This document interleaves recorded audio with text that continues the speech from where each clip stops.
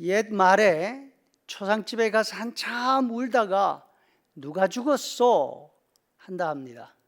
뭔가 열심히는 하는데 그 일의 내용이나 영문을 모르고 맹목적으로 행동하는 것을 가리켜 하는 말입니다.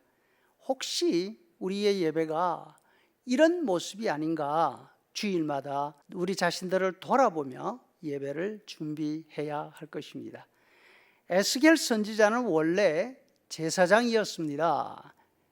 그런데 바벨론이 2차로 예루살렘을 침공했을 때에 어린 왕과 함께 바빌론으로 포로로 잡혀갑니다. 그때 에스겔의 나이가 25살이었습니다. 30살이 되었을 때 하나님께서 에스겔에게 환상으로 임하십니다. 당시 에스겔은 그발이라는 강변에 있었습니다. 에스겔은 그곳에서 무엇을 하고 있었을까요? 신약 성경에 보면 바울 사도가 빌립보에 갔을 때 그 도시에는 유대인 회당이 없었습니다. 안식일이 되어서 예배를 해야 되지만 회당이 없으니까 사도는 강변으로 나갔습니다. 그곳에서 경건한 이방인 루리아를 만나 빌립보 교회가 시작이 됩니다. 그러면 에스겔도 안식일을 지키기 위해서 일부러 강변에 나간 것일까요? 에스겔이 그발 강변에서 무엇을 하고 있었을까? 우리는 4장 앞부분을 읽어보면 그 해답을 찾을 수가 있습니다.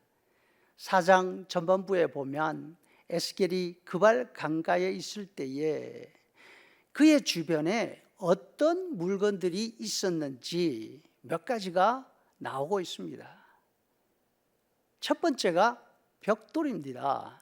하나님이 에스겔에게 말씀하십니다. 인자야 너는 벽돌 한 장을 잡아 들어라. 그 다음에는 사다리가 나옵니다. 흙이 있었고 그리고 빵 굽는 데 쓰는 후라이팬이 나옵니다. 마지막으로 무언가를 묶을 수 있는 밧줄이 있습니다. 이 모든 것을 모아서 한번 상상해 보면 그발 강가에서 에스겔이 어떤 일을 하고 있었는지 그림이 나올 듯합니다. 에스겔은 그발 강가에 살고 있었습니다. 흙으로 벽돌을 굽습니다. 구운 벽돌을 밧줄로 묶고 사다리를 이용해서 높이 쌓아 올렸습니다.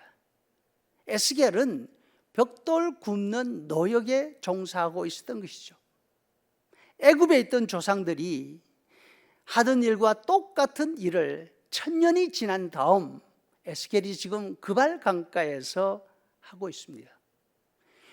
고된 노역 중에 하나님이 에스겔에게 환상을 보여주셨습니다. 하나님의 영이 에스겔의 머리채를 잡아 높이 들어 올리십니다. 하나님의 영이 에스겔을 데리고 가신 곳은 예루살렘 성전이었습니다. 아마 이때 에스겔의 가슴은 뛰었을 것입니다. 어릴 때 본 예루살렘 성전, 영으로 6년 만에 돌아왔지 않습니까? 얼마나 궁금하고 얼마나 그리웠던 성전입니까? 이제 자신도 하나님의 성전 안에서 사역할 수 있는 제사장이 되어 있었습니다. 성전 번제단에서 제사 드리고 싶었을 것입니다. 성전 안에 들어가서 촛대에 불도 붙이고 향단에서 향을 피워 드리고 싶었을 것입니다. 한시가 급하게 에스겔은 성전 안에 들어가서 하나님께 제사 드리고 있는 모습을 보고 싶었을 것입니다. 그런데 하나님이 말씀하십니다. 성전으로 들어가는 북쪽 문 방향을 한번 봐라. 에스겔이 봅니다. 그런데 이것이 웬일입니까? 성전 북쪽 문 앞에 므낫세가 세웠던 질투의 우상이 그대로 서 있습니다. 므낫세가 세운 목상은 요시야 왕이 다 없애버렸습니다. 그런데 어째서 저 목상이 아직도 저곳에 남아있는 걸까? 에스겔은 무척 궁금했을 것입니다. 그때 하나님이 성전 담에 나 있는 구멍을 하나 보여주시면서 그 담을 헐어보라고 하십니다. 에스겔이 담을 헐었습니다. 그 안에 보니까 각종 곤충과 짐승 우상이 사방에 그려져 있었습니다.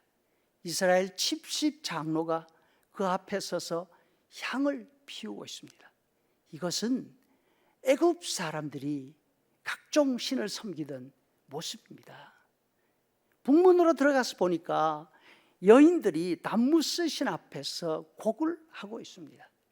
이것은 바벨론 사람들이 추수가 끝난 다음에도 풍년이 들기를 기원하는 제사 모습입니다. 드디어 하나님이 에스겔을 데리고 성전 뜰 안으로 데리고 가십니다. 성전 번제단 앞에 보니까 25명이나 되는 제사장들이 모여 있었습니다. 그런데 이들은 번제단을 향하지 않고 번제단을 등지고 동쪽을 향해서 절을 하고 있었습니다. 보니까 동쪽에 태양이 떠오르고 있었습니다. 에스겔이 돌아온 성전은 모든 것이 자신이 바벨론으로 잡혀가기 이전 모습과 동일했습니다. 그 안에 제사가 있었습니다.